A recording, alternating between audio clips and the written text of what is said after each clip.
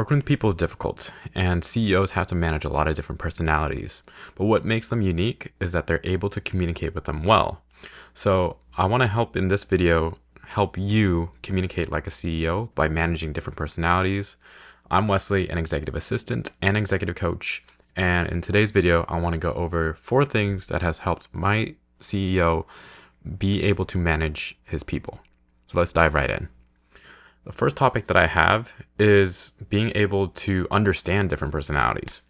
So in 2022, I had an opportunity to go to this EA workshop in Denver, Colorado.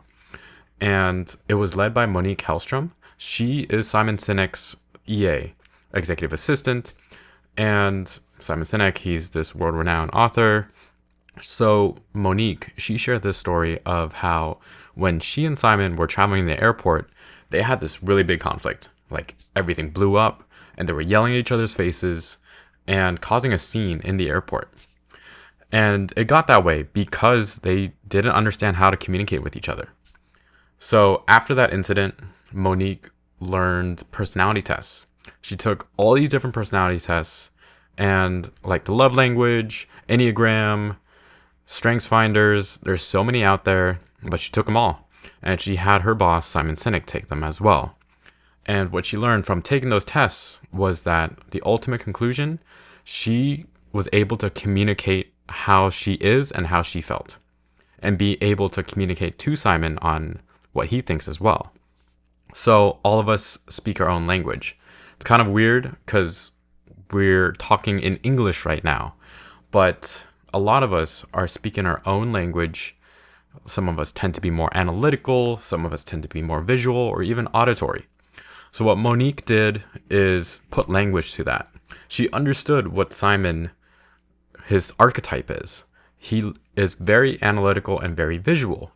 And even when it comes to love language, platonically, it would help her connect with him. His was physical touch, and obviously in the office setting, that's kind of weird. But even strong eye contact for her helped him feel connected to her in a more trusting partnership type of way. So to understand different personalities, you have to take these personality tests to be able to understand all these different personalities and understand yourself. So I know I'm an Enneagram 3.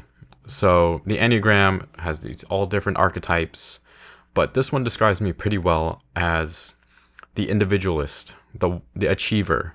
That's someone who goes out there and wants to achieve the most things while focusing on their own personal development. And that's why I make all these personal development videos, is because I want to share my story and share this journey. So with the Enneagram, I understand that about myself. And there are shortcomings to that as well, in that oftentimes I feel that the value has to come from the accomplishment itself, or it has to be a goal involved. So if people do know that about me, they have to gamify their communication for me, because I understand things in a goal setting way. And the best way for me to understand that is if I see it like a video game. Like with all this personal development too, that's how I see it. Like there's an intelligence stat, there's a physical stat that I just have to increase, and that's how I make life easier. But anyway, there's so many different personality tests out there. The DISC, Enneagram, Strengths Finders, love languages. And once you're able to understand yourself, it's easy to see others' tendencies as well and be able to communicate with them. And my leader does such a great job at meeting people at their level. He understands and presents the right information to them in the way that they like to receive that information. So one of my friends, he told me that he hated when I wrote text messages bit by bit. Like I would break it up into different topics. And he said, Wesley, just give me one long paragraph. If you send me the first sentence, I'm just going to zone out. And ever since I started doing that, I've met him at his level. And it was such a great way to meet him at his level, because that's the way he wanted to be treated. It's that platinum rule that people talk about. It's the golden rule of treating people the way you want to be treated, But oftentimes that doesn't work out because it's not the way how other people want to be treated. And the platinum rule is you just have to communicate that to other people on how you want to be communicated to.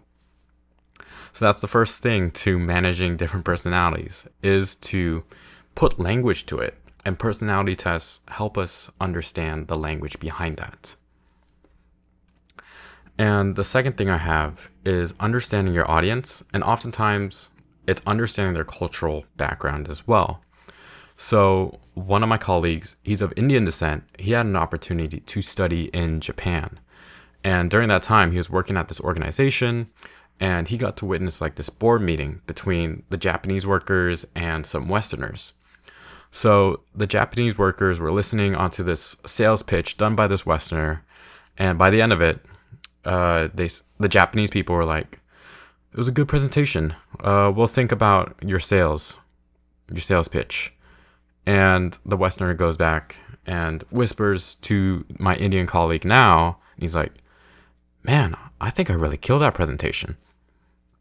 And my Indian colleague goes back to him and says, "I don't think you did."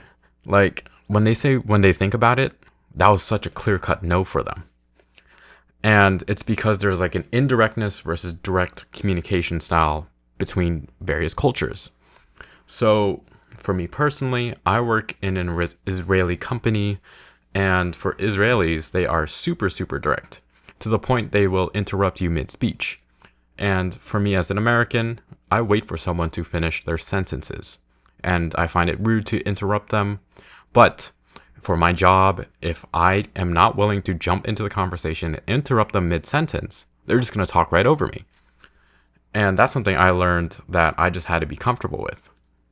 So with my Asian colleagues as well, they tend to be a lot more indirect. My mentor from high school, he worked as a DEI consultant, and he found out that the one demographic that had the least amount of promotions were Asian women. And he found out that it's primarily because they aren't the ones often to speak up for themselves. Because I know, as an Asian myself, we are taught not to speak back to our elders. We're taught to just shut up and work and just do the job. And oftentimes that leads to us not asking for what we want. So that's why Asian females in particular don't get promotions, is because they oftentimes don't ask for what they want because of their cultural upbringing. So there are so many different factors that goes into culture and someone's background too, like individualistic versus collectivist cultures.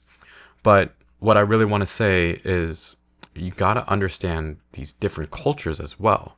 And that's what my executive does so well, is because we are a global company. We deal with Israelis, Europeans, and Asians, Americans, etc., etc. Understanding the cultural context. Because one thing, like a thumbs up in the US means good job. It means an F you and up yours to the Middle Easterns. And we can't have that happening. So just a lack of cultural awareness will hurt us.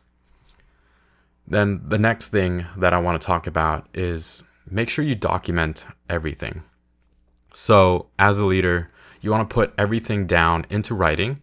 Even though we're speaking out loud right now, we want to be able to document everything. That way we could cover our butts.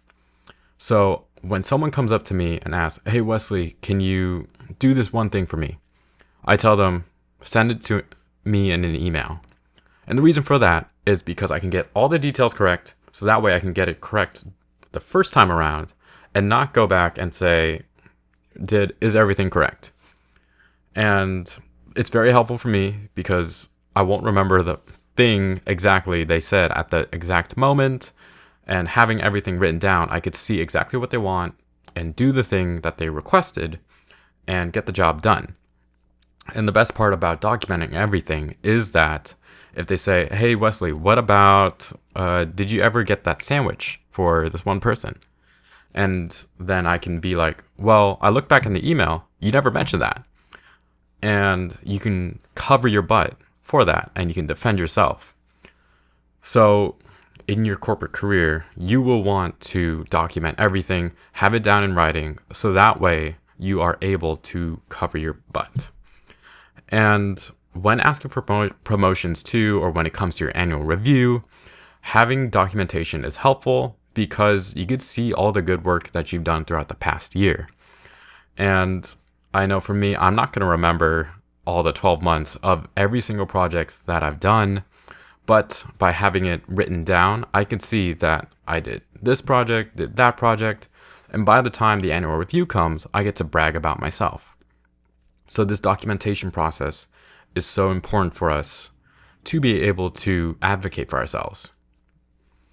And then the last topic I have is being great public speakers. So someone at my workplace, they were doing this tech talk. They were presenting the projects that they're working on so that way they can communicate to the rest of our company on what our product is doing. So this guy, he sat in his chair, was kind of faced away from the camera, and was reading off his notes while presenting his product, his machine learning products, for example. And it felt very disengaged. His body was turned away from us. His eyes weren't making eye contact with us.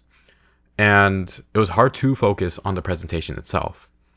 And great leaders are great presenters. They're able to communicate and connect with everyone and be able to be engaged with the content itself.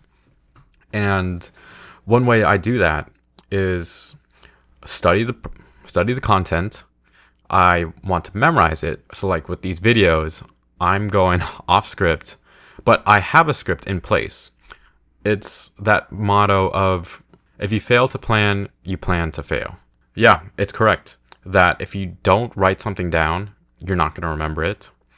You should know this topic that you're presenting, and you should have the body language to display to the audience what you're presenting, on top of being able to make strong eye contact with them so that you're able to connect with them and speak to them.